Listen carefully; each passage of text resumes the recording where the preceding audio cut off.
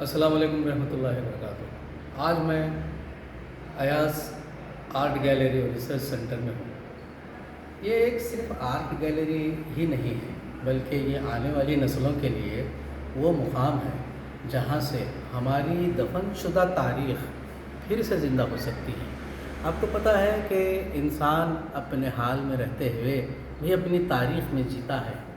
جب تاریخ ہمارے لیے اتنی اہمیت رکھتی ہے کہ ہم اپنی تاریخ کو اگر یاد نہیں رکھتے ہیں تو یاد رکھیے کہ آنے والی نسلیں ہمیں بھلا دیں گی، اور زندہ قوم وہی ہوتی ہے جو اپنے تاریخ کے ساتھ زندہ رہتی ہے۔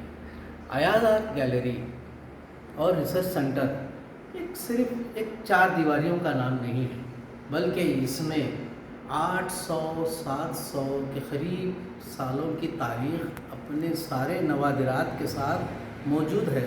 نہ صرف تاریخ کو انہوں نے مقید کیا ہے، بلکہ وہ یہ چاہتے ہیں کہ اس تاریخ کا سرمایہ آنے والی نسلوں تک بھی پہنچے۔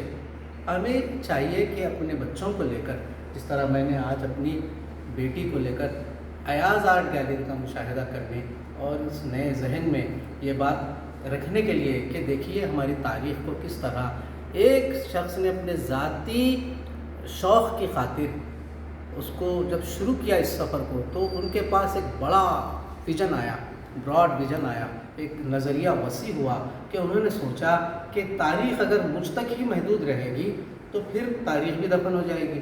چنانچہ محمد ایاز الدین پٹیل صاحب نے ان ساری چیزوں کو ایک گیلری میں منتقل کیا۔ آج آپ کے سامنے ہے۔ میں اہل گلبرگہ سے اور اطراف و اکناف کے لوگوں سے اور وہاں تک جہاں تک میری آواز جاتی ہے استدعا کروں گا کہ اپنی نئی نسل کو اپنی تاریخ سے واقف کروائیں، ایاز آرٹ گیلری کا مشاہدہ کروائیں اور نئے اذہان میں بچوں کے اندر وہ بات پیدا کریں کہ یہ بتائیں کہ ہم کون ہیں، ہمارے اسلاف کیا ہیں، انہوں نے کیا کارنامے انجام دیے ہیں اور ہمیں انہیں کیسے تحفظ دینا ہے، کس طرح انہیں ہم آگے بڑھانا ہے۔ یہ ایک بہت بڑا فریضہ ہے، ایک بہت بڑا مشن ہے۔ یہ صرف تاریخ کی حفاظت نہیں ہے، بلکہ نئے ذہنوں میں وہ ساری چیزیں منتقل کرنا ہے جو ہمیں اپنے آنے والے دنوں میں، اپنی نسلوں میں، اپنے اسلاف کی جو چیزیں ہم تک پہنچی ہیں وہی چیزیں ان تک پہنچانی ہیں۔